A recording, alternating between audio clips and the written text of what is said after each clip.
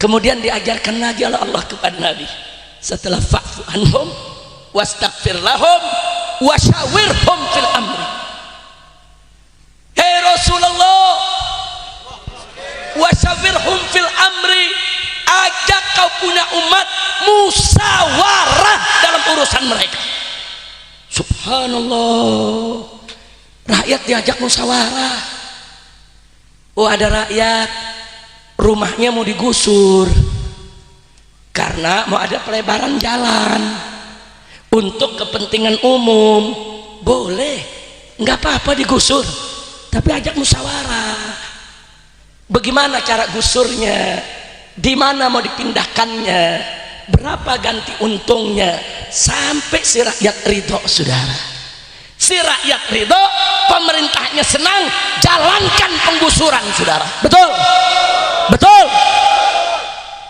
Ini ganti nggak jelas, tempat pindah nggak jelas, main gusur. Kacau tidak? Kalau mau merelokasi umat, mau dipindahkan, boleh, bukan nggak boleh. Sudah, kalau ada kepentingan yang lebih utama, ada kepentingan yang lebih besar, silakan gusur umat, silakan pindahkan umat, tapi wajib wasyawirhum fil amri. Ajak mereka musyawarah, tanyakan mereka bagaimana kemauan mereka, bujuk sampai mereka ridho. Nggak boleh mereka dizalimi, nggak boleh mereka ditindas, nggak boleh saudara mereka diperlakukan dengan tidak adil. Apalagi sampai ditangkepin, udah dimasukin ke mobil, dianjing-anjingin. Apa pemimpin nggak begitu, saudara? Nggak boleh. Nah, jadi apa yang kita lagi saksikan saat ini, saudara, ini adalah kehancuran daripada kepribadian kepemimpinan, atau dengan kata lain, kita sedang mengalami darurat kepemimpinan. Kita butuh pemimpin seperti yang dicontohkan oleh Nabi, pemimpin yang santun, pemimpin yang baik, pemimpin yang cinta rakyat, pemimpin yang tidak menindas rakyat, pemimpin yang mengajak musyawarah rakyatnya, pemimpin yang gampang memaafkan, pemimpin yang mendoakan rakyatnya dengan kebaikan, bukan pemimpin yang menyusahkan rakyat. Saudara, bukan. Jangan negara, saudara, dijadikan musuh rakyat.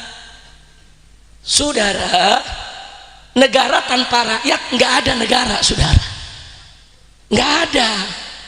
Rukun negara itu ada teritorial, saudara, dan ada rakyatnya.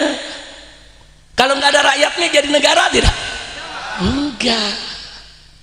Jadi rakyat itu salah satu rukun terpenting berdirinya sebuah negara. Maka itu rakyat nggak boleh dizolimi, saudara. Saya bicara begini sekali lagi, bukan gusur nggak boleh, bukan, boleh, dalam Islam boleh ya, boleh digusur, boleh dilebarin jalan, umat boleh dipindah dari satu kampung ke kampung lain, boleh, tapi nggak boleh ada pemaksaan. Nggak boleh ada hukum paksa, saudara. Bahkan jangankan kita bicara syariat Islam, jangankan kita bicara Al-Quran dan As-Sunnah, saudara, kita bicara undang-undang yang berlaku di Indonesia saja, tidak boleh ada orang yang dipaksa pindah, saudara.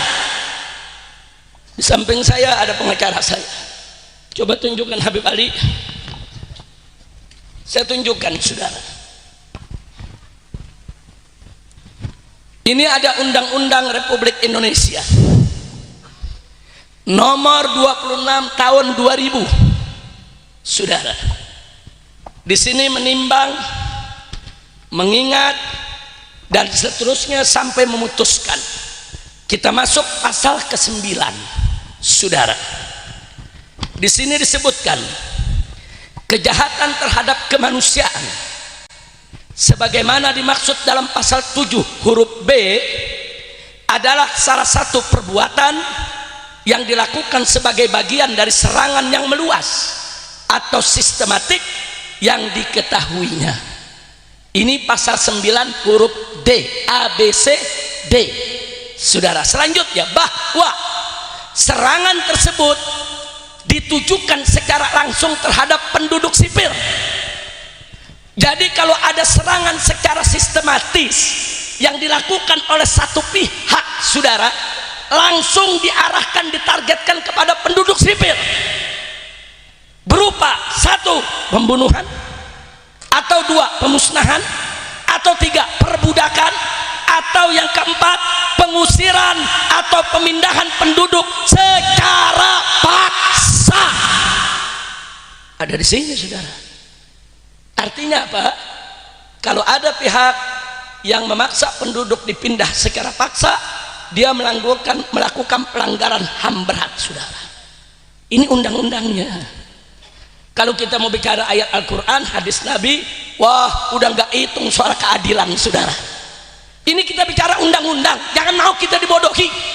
Nggak boleh, tidak boleh siapapun, negara sekalipun, saudara, mau presiden, mau menteri, mau jenderal yang manapun, nggak boleh mengusir seorang rakyat dari rumah tinggalnya dengan paksa. Haram. Dan ini pelanggaran HAM berat, saudara. Nah, jadi jangan negara ini selalu merasa benar kalau rakyat selalu dianggap salah. Apalagi saya tunjukkan lagi, saudara, apalagi saudara-saudara kita di Barelang, saudara, Pulau Batam, kemudian Rempang, Galang, saudara, itu sudah ada keputusan wali kota Batam. Ini keputusannya, saudara. Keputusan wali kota Batam, saya tunjukkan, saudara, nomor KPTS.105 garis miring HK garis miring 3 Romawi garis miring 2004 tentang penetapan wilayah perkampungan tua di kota Batam. Isinya, saudara, di sini disebutkan nama-nama pulau, di sini disebutkan nama kecamatan, kelurahan. 1, ada di sini nama Batu Ampar dengan kelurahan Bengkong Harapas, Bukit Senyum, Bengkong Laut, Batu Merah, dan seterusnya, saudara. Termasuk, saudara, kelurahan Rempang, saudara.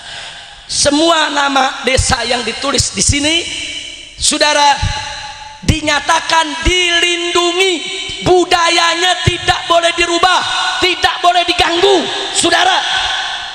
Ini keputusan wali kota Batam tahun 2004, baru kemarin dia dapat cagar budaya. Desa-desa itu disebut perkampungan tua. Kenapa disebut perkampungan tua? Itu perkampungan bersejarah bagi masyarakat Melayu, saudara. Terakhir saya baca buku sejarah masyarakat Melayu, saudara. Kalau kemarin saya masih dapat informasi di Rempang dan sekitarnya masyarakat tinggal di situ tahun 1800-an, ternyata masyarakat sudah tinggal di situ dari tahun 1700-an. 1720 mereka mulai masuk ke pulau-pulau tersebut. Kenapa? Karena diperintahkan oleh Raja Ali Haji. Raja Ali Haji ini seorang sastrawan Melayu dan dia seorang raja, saudara. Itu rakyat disebar di beberapa pulau dari tahun 1720 untuk apa? Menjadi benteng. Jangan sampai ada kapal-kapal asing masuk, saudara. Begitu tahun 1780, betul, tentara Belanda masuk, saudara. Perang bertempur, orang-orang yang tinggal di pulau tersebutlah termasuk kakek moyangnya warga Rempang. Mereka yang perang, mereka yang melawan Belanda, dan akhirnya mereka mendapatkan kemenangan, saudara. Terus sekarang anak cucunya mau diusir. Dari mana ceritanya? Terus mau dikasih sama orang yang namanya Tommy Winata. Ya, saudara, siapa dia? Mentang-mentang banyak duitnya, mentang-mentang banyak hartanya, terus mau jadi jagoan di negeri ini. Dia mau beli semua pejabat untuk diadu dengan rakyat. Kurang ajar. Saya ingatkan kepada semua naga-naga, saudara. Semua naga-naga, jaga sikapmu. Jangan ganggu pribumi, jangan ganggu umat Islam. Kalau kalian terus mengganggu umat Islam, besok kalian akan jadi cacing, bukan naga lagi, saudara. Saya mau tanya semua, siap jadikan naga sebagai cacing? Takbir, sallu ala nabi. Umat Islam gak pernah ganggu mereka. Mereka mau punya hotel silakan, mereka mau punya real estate silakan, mereka mau punya uang triliunan yang 7 keturunan tidak habis. Kita nggak ngiri umat Islam, betul? Betul? Urusan mereka kaya raya, saudara. Tapi jangan ganggu kita dong. Jangan mentang-mentang terus punya duit. Saudara kita mau diusir dari kampung halamannya yang dia sudah tinggal di situ ratusan tahun. Kurang ajar. Nah, jadi saudara, sengaja saya bawakan tadi bagaimana cara Nabi memimpin. Saya ingin ingatkan semua pemimpin Indonesia, kalian kan muslim, contoh dong nabinya. Ajak dong musyawarah rakyatnya, santun dong kepada rakyat. Jangan caci maki rakyat, jangan bohongi rakyat, jangan tipu rakyat, jangan tindas rakyat, jangan zalimi rakyat. Kira-kira yang saya sampaikan jelas tidak? Jelas tidak? Jadi sekarang saya mau tanya, kalau warga Rempang sekarang melawan, wajar tidak? Wajar tidak? Wajar tidak? Wajar, saudara. Tahu-tahu begitu mereka melawan, mereka disebut penjahat. Iya, yang penjahat bukan mereka, lu yang jadi penjahat, yang ngusir masyarakat yang penjahat, betul? Oligarki yang zalim yang penjahat, betul? Oligarki busuk yang penjahat, betul? Takbir. Tadi pagi saya sempat kaget, saudara. Saya dengar kabar dari kawan-kawan di Batam dan Riau bahwa Ustadz Abdus Somad yang kita cintai, UAS, mendapat panggilan polisi. Kita kaget, saudara. Saya minta bantuan kepada pengacara, hubungi kawan-kawan yang di Riau, hubungi kawan-kawan yang di Batam. Apa betul ini Ustadz Abdus Somad dapat surat panggilan? Karena kita marah, saudara. Kalau seorang Ustadz Abdus Somad yang menyuarakan kebenaran, membela bangsa Melayu, mendukung perjuangan bangsa Melayu, saudara, kemudian dianggap sebagai penjahat, kita tidak akan ridho dan kita tidak akan terima, betul? Takbir. Saya mau tanya, Ustadz Abdus Somad itu pecundang atau pejuang? Pecundang atau pejuang? Pecundang atau pejuang? Beliau bukan penjahat, saudara. Nah, akhirnya saudara, tadi pagi saya sempat ceramah di Condet, saya kritisi soal ini, kita tumpahkan kemarahan kita. Kita nggak terima kalau Ustadz Abdus Somad yang sedang getol membela bangsa Melayu yang tertindas, kemudian mau dijadikan penjahat. Tapi alhamdulillah, sore tadi kami langsung mendapat jawaban, baik dari para pengacara maupun dari para asistennya Ustadz Abdus Somad, saudara. Dan Ustadz Abdus Somad juga segera membuat rekaman, disebarluaskan di mana-mana. Yang mendapat panggilan polisi adalah sahabat beliau yang bernama Ustadz Burhan. Tapi beliau tetap marah. Kenapa? Karena Ustadz Burhan ini, kata Ustadz Abdus Somad, ini orang baik. Dia punya restoran, saudara. Dia suka kasih makan anak yatim, kasih makan janda-janda lemah, kasih makan orang miskin. Kemarin begitu warga dari Rempang numplek di Batam, saudara, mereka demo menuntut keadilan, nggak bawa makanan, nggak bawa minuman. Ustadz Burhan berbaik hati, kasih makan, kasih minum. Ustadz Burhan dipanggil polisi. Apa dalam surat ditulis? Diduga melakukan tindak pidana karena membantu orang yang melakukan kejahatan. Iya. Lu yang jahat bilang masyarakat jahat. Iya. Kacau tidak? Kacau tidak? Kita bersyukur bukan Ustadz Abdus Somad, alhamdulillah. Tapi kita tetap nggak terima. Ustadz Burhan itu orang baik, dia berderma, dia bantu orang, kenapa dianggap penjahat? Saya jadi ingat peristiwa Pilpres 2019, tanggal 21-22 Mei di Jakarta, saudara.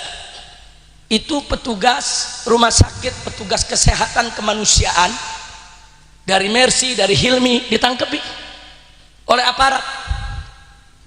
Begitu ditangkap, tuduhannya apa? Membantu penjahat. Jadi masyarakat yang tidak terima hasil pilpres, bentrok itu di Bawaslu, saudara, itu dibilang penjahat. Yang namanya demonstrasi itu bukan penjahat, itu unjuk rasa. Soal unjuk rasa itu akhirnya chaos, itu persoalan lain. Jangan kemudian langsung dituduh mereka penjahat. Yang lebih miris lagi, dokter-dokternya, susternya ditangkap, dianggap penjahat, saudara. Tuduhannya apa? Kenapa ada dokter ditangkap? Kenapa ada suster ditangkap? Dengan tuduhan karena mereka memberi bantuan kepada orang yang melakukan kejahatan. Ini nggak bisa didiamin begini, saudara. Dikit-dikit orang dibilang penjahat, dikit-dikit dibilang penjahat. Saudara, saya sama Habib Hanif cuma ngomong baik-baik saja, dibilang penjahat juga. Kacau tidak? Kacau tidak? Kacau tidak? Nah, kalau begitu saya mau tanya, apa kita mau kondisi begini terus? Apa mau begini terus? Betul. Kalau begitu rezim ini harus kita ganti segera. Betul? Setuju tidak? Setuju tidak? Takbir. Tapi bukan sekedar ganti, gantinya juga jangan sembarangan. Betul? Jangan sekarang kita ada di mulut serigala, besok baru masuk mulut singa. Ya, sama juga bohong. Betul? Nah, makanya minta kepada Allah, semoga besok kita mendapat pemimpin yang baik, pemimpin yang jujur, pemimpin yang amanah, pemimpin yang cinta kepada Allah dan Rasulnya, pemimpin yang lembut kepada rakyatnya, pemimpin yang mengajak rakyatnya bermusyawarah, pemimpin yang mudah memaafkan kesalahan rakyatnya, pemimpin yang selalu mendoakan kebaikan untuk rakyatnya, pemimpin yang menuntun rakyatnya ke jalan yang benar. Ala hadhihi niyyah wa likulli niyatin salihah wa ila hadratin nabiyil mustafa sallallahu alaihi wasallam bisiril Fatihah. Taqabbalallahu minna wa minkum wa taqabbal ya karim. Makanya saya mau tanya semua, siap bantu masyarakat Rempang? Siap bantu? Nah, baik ya kawan. Sebelum kita lanjutkan, di sini ada sekjen Front Persaudaraan Islam, yaitu Habib Ali bin Abu Bakar Al-Attas. Beliau kemari datang membawa pernyataan sikap Tripilar. Tripilar itu 3 organisasi saudara yang solid, yang bahu-membahu bekerja sama. Yang pertama adalah FPI, Front Persaudaraan Islam. Yang kedua adalah GNPF Ulama, yaitu Gerakan Nasional Pengawal Fatwa Ulama. Dan yang ketiga adalah PA212, yaitu Persaudaraan Alumni 212. Nah, kita berikan dulu kesempatan kepada beliau untuk membacakan pernyataan sikapnya tentang Rempang, saudara. Tolong didengarkan baik-baik, karena kalau Anda dengar nanti Anda tahu apa pokok persoalannya, apa kesalahannya, apa yang kita tuntut untuk diperbaiki. Siap dengar semua? Siap? Jangan ada yang berisik, dengarkan baik-baik pernyataan ini. Takbir. Shallu 'alan nabi. Bismillahirrahmanirrahim. Assalamualaikum warahmatullahi wabarakatuh. Bismillah, alhamdulillah, salatu wassalamu ala rasulillah sayyidina Muhammad ibn Abdullah wa ala alihi wa sahbihi wa ala amma ba'd. Pernyataan sikap bersama FPI, Front Persaudaraan Islam, GNPF Ulama, dan PA212 tentang penggusuran paksa warga kampung tua di Pulau Rempang. Sehubungan dengan terjadinya peristiwa tragedi penggusuran paksa terhadap warga kampung tua di Pulau Rempang yang rencananya akan dilakukan pembangunan Rempang Eco City, hasil kerjasama investasi antara grup Xinyi dari Cina dan PT Makmur Elok Graha yang merupakan anak usaha grup Artagraha yang diklaim memegang konsesi lahan semenjak 2004. Bahwa setelah diamati dan dikaji, kami dapati fakta bahwa Pulau Rempang yang secara administrasi berada pada Kecamatan Galang terdapat 2 kelurahan, yaitu Rempang Cate dan Sembulang, telah wujud kampung tua yang disebut semenjak 1834 dan sudah ditetapkan oleh pemerintah Kota Batam lewat surat keputusan Wali Kota Batam nomor KPTS titik 105 garis miring HK garis miring 3 garis miring 2004 sebagai wilayah kampung tua yang wajib dilindungi dan dilestarikan sebagai bentuk mempertahankan nilai-nilai budaya masyarakat asli Batam, sehingga tidak direkomendasikan padanya untuk diberikan hak pengelolaan. Hal mana juga diakui lewat Perda nomor 2 tahun 2004 tentang rencana tata ruang wilayah dalam kurung RT/RW Kota Batam pada pasal 21. Akan tetapi pada tahun 2023, setelah mahakarya rezim berkuasa, Undang-Undang Omnibus Law Cipta Kerja dipaksakan segera berlaku lewat Perpu, dan setelah MOU di Chengdu, Cina Juli lalu, pemerintah pusat lewat Permenko Bidang Perekonomian RI nomor 7 tahun 2003 tentang perubahan ketiga atas Peraturan Menteri Koordinator Bidang Perekonomian RI nomor 7 tahun 2021 tentang perubahan daftar proyek strategis nasional, memasukkan proyek Rempang Eco City sebagai proyek strategis nasional, serta memasukkan wilayah lahan kampung tua di Pulau Rempang sebagai bagian dari lahan Rempang Eco City.